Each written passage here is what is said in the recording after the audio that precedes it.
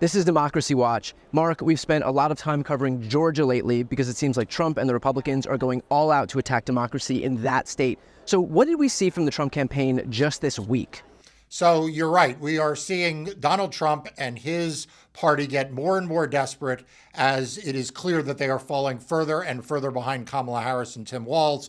And what we have seen in Georgia is shameful. The most recent incident is the Republican National Committee is moving to intervene in a lawsuit in which they are siding against a group trying to curb the pernicious effect of these voter challenges that we are seeing in Georgia as a result of new legislation there, and which, frankly, Brian, we're now seeing spread across the country. Mark, talk to me about SB 189. What is this law? Yeah, so in order to understand this, you have to go back in time a little bit.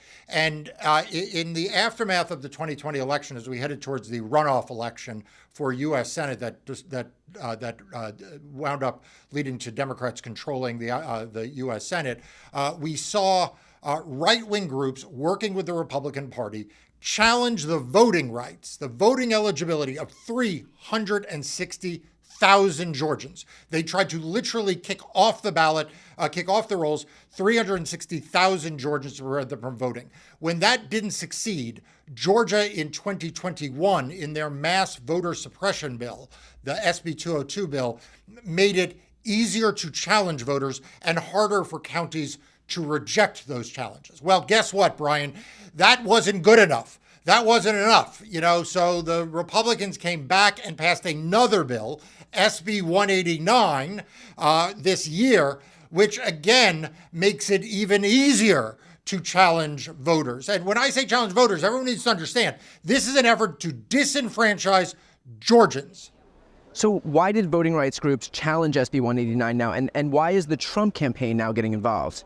So look, voting rights groups challenged it because it is an absolute national scandal. By the way, not the only national scandal going on in Georgia or around the country involving Republicans, but it is a national scandal that Georgia keeps making their laws easier to challenge voters, easier to remove lawful voters by election vigilantes submitting spreadsheets of names of people they have never met and they do not know personally to kick these people off the rolls. It is a disgrace and a scandal that thankfully you and others have been paying attention to and more in the mainstream media need to. And why is the RNC getting involved in this? Well, Brian, because it's like moths to a flame. If they see an opportunity to engage in voter suppression or election subversion, the RNC wants all in. So how do you see this playing out now? Is there a chance that this law, SB 189, gets blocked before the November election? Or is the Trump campaign going to argue that it's just too late to do anything here? So both. There's going to be a real effort to get this blocked before the election. The Trump campaign and the RNC, of course, they will argue it's too late, that this is just, routine voter maintenance, which it isn't, that this is to prevent fraud, which is nonsense. They'll spew their normal garbage. But as we are seeing in Georgia, and like I said, around the country, as Donald Trump is falling further and further behind, and his efforts to stay out of prison are being endangered as a result, you are seeing them take more and more extreme positions in court and get more and more active and involved in court. So, my advice to everyone is stay tuned, watch this carefully, follow Democracy Docket and subscribe, because you're going to see a lot of hand-to-hand combat in court going on right now around this law and others like it around the country.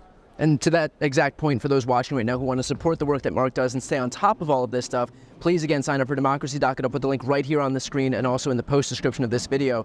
Mark, what is the latest on these three MAGA superfans on the Georgia State Board of Elections? Because last time we spoke about this, Donald Trump was praising these obscure election officials at his rallies only days before they themselves passed a new rule that would help Republicans subvert election results in that state. Yeah, so look, you were one of the first people to clue into this.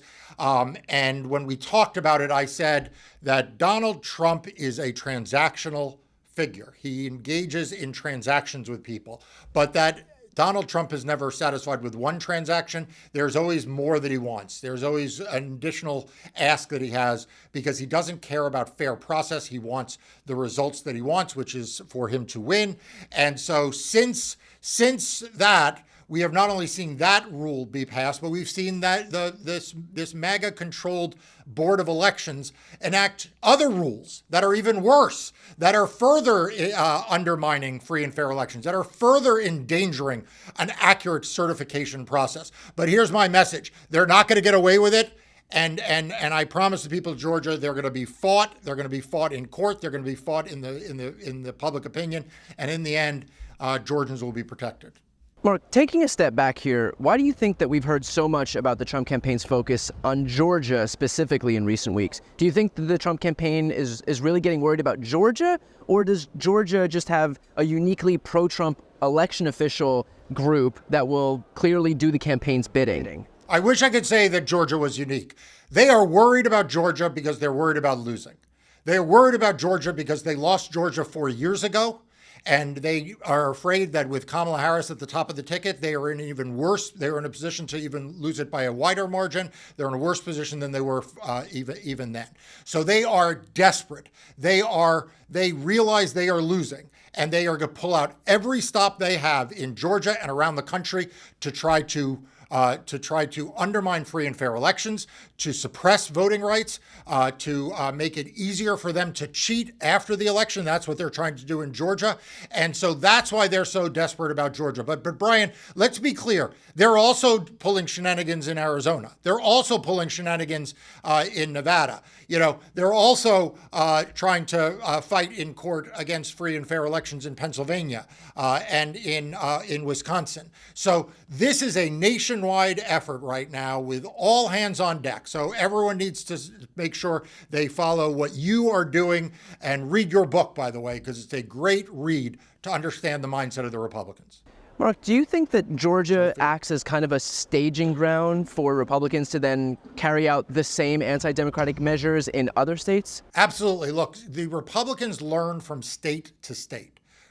Right? What happens in one state doesn't stay in that one state. I wish I could say that, you know, the problem of voter challenges, which, you know, burst onto the scene in Georgia, you know, would stay in Georgia. But we've seen mass voter challenges in Nevada, in Texas, and Ohio, and in Michigan, and around the country, in Pennsylvania. So, you know, what they are doing in Georgia is going to spread elsewhere. What has happened elsewhere is spreading to Georgia. Remember, in 2022, we saw efforts to prevent voter certification in Arizona, in Cochise County. My law firm sued and beat them there. In Pennsylvania, my law firm sued and beat them there as well. And we have seen these certification fights come up elsewhere. And so in some sense, that's something that's spreading now to Georgia. But this is interactive. You know, the vote suppressors and the election subverters, they don't know just one state's borders. They want to take their bad ideas and spread them from state to state. All right. Well, we will, of course, stay on top of Georgia as well as the other states that Donald Trump is doing the same, pulling the same antics in right now. So again, for those watching, to support the work that Marc and his team are doing, please make sure to sign up for Democracy Docket. I'll put the link right here on the screen and also in the post description of this video. I'm Brian Tyler Cohen. I'm Marc Elias. This is Democracy Watch.